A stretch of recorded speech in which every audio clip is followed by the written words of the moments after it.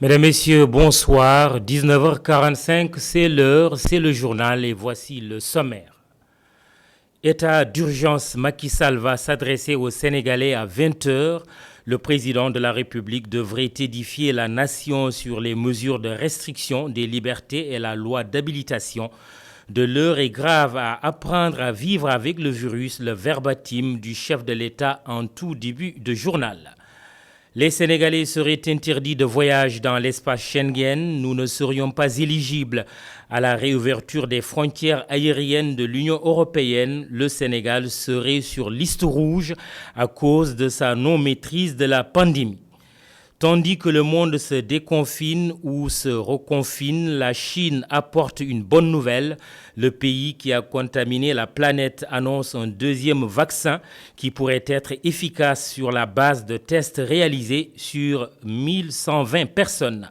Sandaga est mort, vive Sandaga, fermeture vendredi sauf énième report du plus célèbre des marchés de Dakar. Ce matin, sur les lieux, un air d'adieu chez certains commerçants, d'autres déplorent le manque de communication des autorités. Bienvenue à toutes et à tous.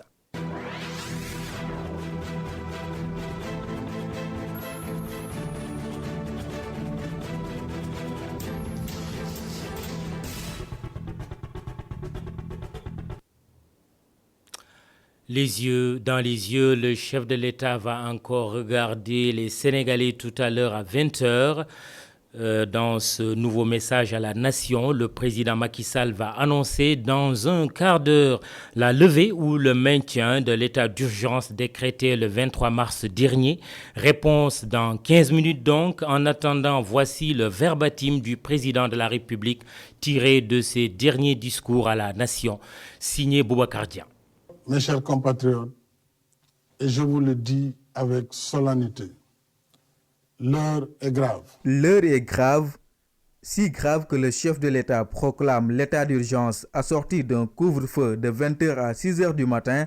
À compter de ce soir à minuit, je déclare l'état d'urgence sur l'ensemble du territoire national. Nous sommes le 23 mars 2020. Sa première prise de parole dans ce contexte de guerre sanitaire.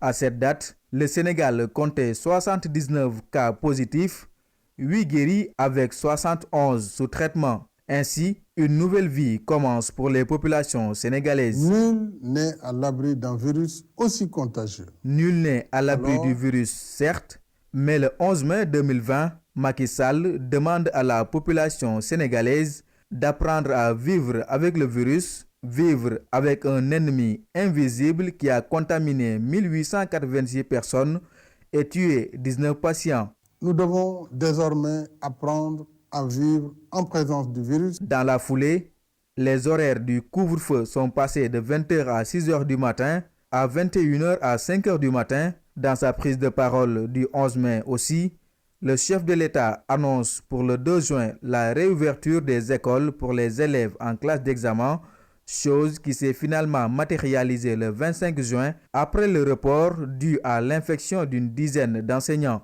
L'adresse à la nation du chef de l'État de ce soir est très attendue. Ce discours intervient dans un contexte d'allègement des mesures de l'état d'urgence, dans un contexte où plus de 6600 personnes sont infectées, 2284 sous traitement, par conséquent, 108 personnes décédées du coronavirus. L'état d'urgence sera-t-il levé? Le chef de l'État va-t-il soumettre à l'Assemblée nationale un projet de loi pour sa prorogation?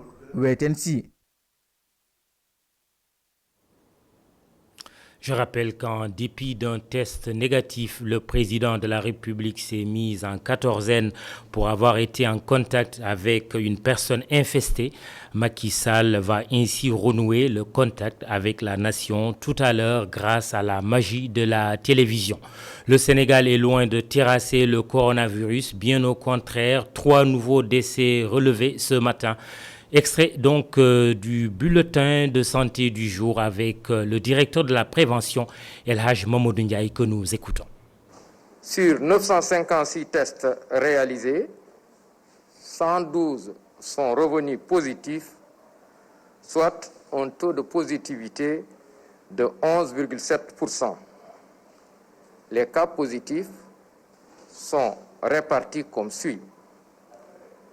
99 cas contacts suivis par nos services, 13 cas issus de la transmission communautaire répartis ainsi.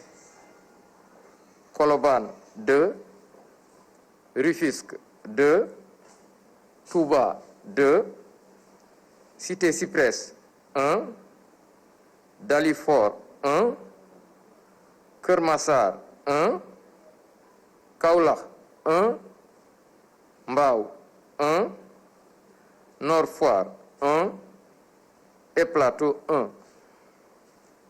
50 patients hospitalisés ont été contrôlés négatifs et déclarés guéris. 27 cas graves sont pris en charge dans les services de réanimation. 3 nouveaux décès liés à la COVID-19 ont été enregistrés dans nos structures ce dimanche 28 juin 2020. L'état de santé des autres patients reste stable. Le coronavirus, une occasion pour le Sénégal de redéfinir ses politiques alimentaires, thèse soutenue par le directeur de recherche de l'IPAR, Initiative prospective agricole et rurale. Ibrahima Hatch préconise une réflexion globale sur la chaîne de valeur. Il était dans notre matinale. Cette pandémie est une occasion pour redéfinir notre stratégie, redéfinir notre politique alimentaire, afin que cette politique alimentaire s'adosse sur notre propre production et puisse servir nos populations. Et cela, pour le faire, il faut que nous réfléchissions et que nous prenions en compte les changements démographiques en cours, où on voit bien qu'il y a une urbanisation, et qui dit urbanisation dit de nouvelles habitudes alimentaires, et ces nouvelles habitudes alimentaires doivent nous amener à pouvoir transformer nos produits afin que les populations qui sont en ville puissent pouvoir se servir normalement. Et cela n'est possible que si on a une approche chaîne de valeur et si on a une politique alimentaire. Cette politique alimentaire doit s'adosser sur une production de qualité. Cette production de qualité doit trouver un marché. Et ce marché n'est possible que si on fait de la valeur, c'est-à-dire si on transforme. En transformant, on réduit déjà les pertes. Deuxièmement, il y a une bonne catégorie de la population, notamment les femmes, qui s'activent dans ce volet transformation. Comment les appuyer pour que ces femmes puissent en faire un business et gagner de l'argent et faire en sorte qu'au niveau local, que ces produits soient disponibles, que ce soit des produits, des céréales qui sont transformées, ou bien les jus et fruits qui proviennent des fruits, ou bien les légumes, que ça soit disponible et accessible, aussi bien en milieu rural qu'en milieu urbain. Et puis l'Institut de technologie alimentaire promeut pour sa part le consommé local. Son directeur des relations extérieures, Fallou Sarr, est un militant du consommer ce que vous produisez. La solution, il n'y a pas 1000 solutions, elle est unique, c'est le consommer local. Donc il va falloir que nous tous, autant que nous sommes, qu'il s'agisse du gouvernement, qu'il s'agisse des organisations de la société civile, qu'il s'agisse des bailleurs, que tout le monde milite pour la promotion du consommé sénégalais. Alors, si on parle de consommé sénégalais, c'est un système, surtout en matière d'alimentation. Dans le système, il y a plusieurs acteurs. Et moi, je suis des acteurs de la recherche. Cette recherche a mis au point plusieurs innovations et technologies. Vous savez, si on parle aujourd'hui d'industrie, il y a plusieurs intrants. Le financement, c'est un intrant. Les matières premières, c'est un intrant. L'emballage, c'est un intrant, mais également les innovations et technologies aussi industrielles. Et ces intrants-là, ils sont mis au point, en tout cas par l'Institut de technologie alimentaire, pour ce qui est le domaine de l'agroalimentaire. Je vous donne un exemple. Vous savez que le Sénégal importe par an à peu près 100 milliards de francs CFA pour importer de la farine de blé dur, pour faire du pain et des produits pâtissiers. Alors, lorsque nous avons analysé cette situation, nos chercheurs ont mis au point une technologie qui permet aujourd'hui d'avoir une farine mixte de blé à 85% et de céréales locales, qu'il s'agisse du mil, du maïs ou d'autres céréales avec 15%. Période de pandémie, période de port de masque, la mesure est rendue obligatoire par le gouvernement. Les Sénégalais ne se font pas prier pour continuer à en acheter et vous devinez aisément le bonheur des vendeurs. Un masque est échangé entre 200 et 500 francs et peut durer s'il est bien entretenu. C'est un reportage d'Adamassar avec Augustin Mandan. Ils sont partout présents. Les vendeurs de masques occupent les rues. En cette période où la pandémie de Covid-19 étale ses tentacules, les masques se vendent comme de petits pains. Ces temps-ci, les masques sont bien vendus, surtout dans ce marché.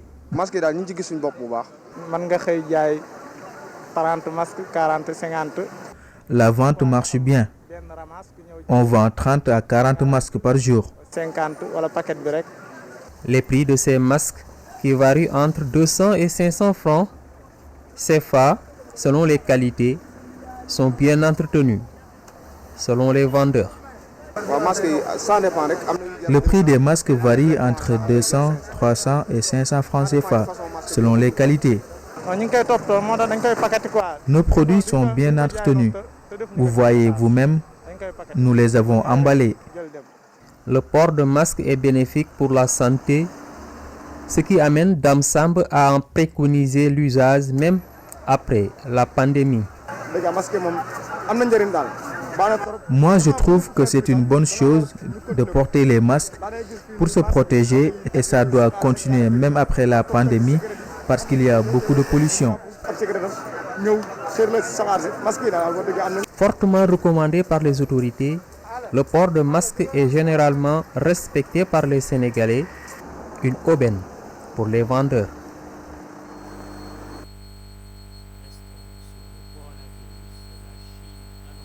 Une bonne nouvelle à propos du Covid-19, c'est de l'Empire du Milieu qui est parti le virus mortel. Le China National Biotech Group a déclaré dimanche que les premiers résultats de tests humains pour un candidat vaccin contre le coronavirus suggéreraient qu'il pourrait être sûr et efficace. Il s'agit du deuxième candidat vaccin de la société à montrer des résultats encourageants lors d'un essai clinique, le tir expérimental développé par une unité de CNBG basée à Pékin a induit des anticorps de haut niveau chez tous les participants inoculés dans un essai clinique de phase 1,5 impliquant 1120 personnes en bonne santé selon les données préliminaires de l'essai, ce qu'a déclaré CNBG dans une publication sur la plateforme de médias sociaux WeChat sans divulguer de lecture spécifique. À suivre donc.